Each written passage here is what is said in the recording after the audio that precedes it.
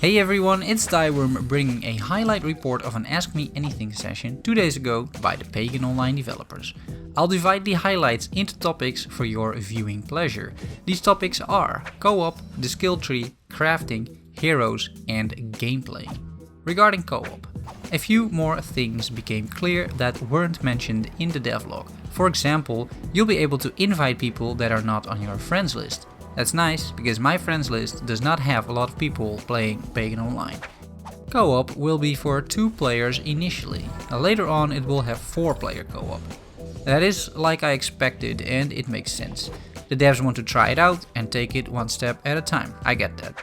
Co-op is only possible at launch in missions and assassinations. Uros indicated that it was very hard to implement co-op in the campaign because of timers, cutscenes and other things. Which makes sense. Once co-op starts to get out of sync, you can run into some pretty nasty issues, so for now missions and assassinations only. But in endgame that is all you do anyway. Everyone gets their own loot, mostly. So no loot sharing, no need or greed rules, sounds good. Trading? No, they say. Not yet. And I completely understand.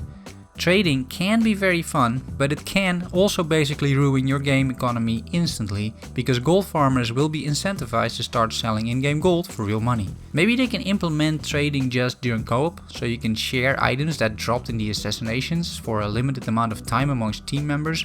The Division 2 has a system like this and it works decently well, I would say.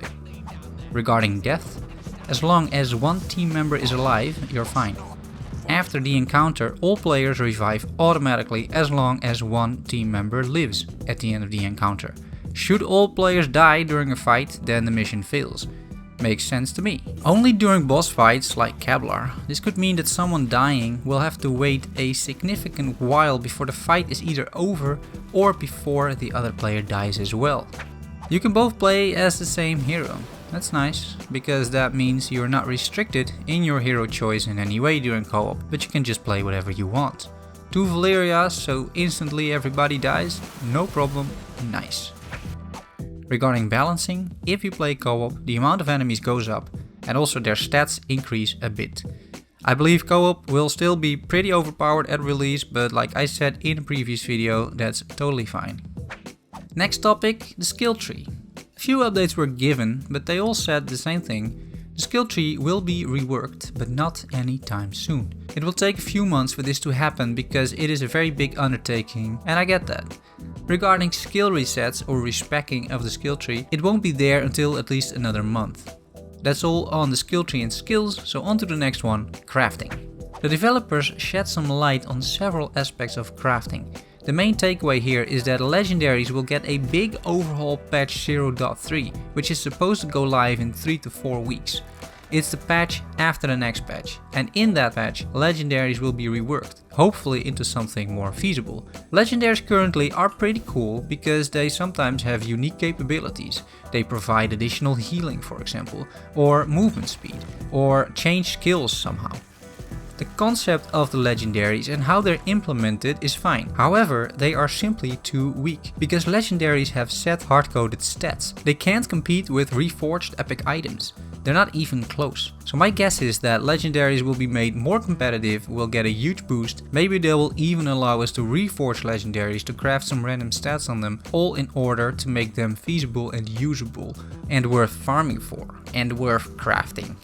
Another interesting remark was from Uros, saying that the legendaries won't be backwards compatible.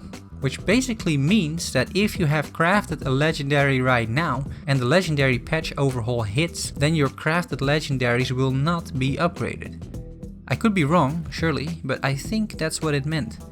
If this is true, then you're better off saving your legendary materials for now. Don't craft legendaries currently because they're weak anyway, but wait until the patch hits and then start crafting. That way you can craft the new overhauled legendaries, which should be much stronger than the current ones, and you won't waste your legendary materials right now.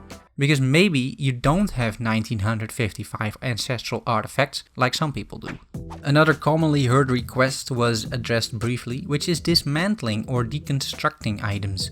The devs said it's coming, but in like 2 months. I think it's great that this feature is getting implemented though, because it's going to make the game so much more fun. Let's quickly talk about heroes. Regarding Morok, the devs fixed his close range bug that made him miss a bunch of attacks. So that's good, it means he'll be a lot better to play. That's it for the heroes, on to some gameplay news. Card packs are removed, as was mentioned in the devlog, and their rewards have been moved to the threads. I discussed this topic in my dissection of the devlog, so watch that one if you haven't done so. I support the decision though, I get it, I think it's smart, it makes threads more appealing, good choice.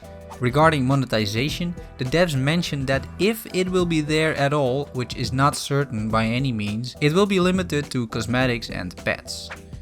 And something completely different, loot options. Auto loot options will be implemented at a later stage, which is great news because a lot of people asked for this, myself included. For now, Uros mentioned that you can loot based on item type, currency and rarity. I'm sure though that these options will be extended as time progresses and as the feature gets closer to launch. One final random comment by Sasha, not game related whatsoever, is that the last epoch shows a lot of promise. Yeah, I agree. I played it for 5 hours now, it's pretty fun. I might make a first impressions video out of that game, let me know if that is something you're interested in watching. Subscribe for more Pagan Online news and updates, the next video is probably the patch notes discussion. I also have some other ideas lined up based on your suggestions in the comments. Thanks for watching and I'll see you soon. Bye bye.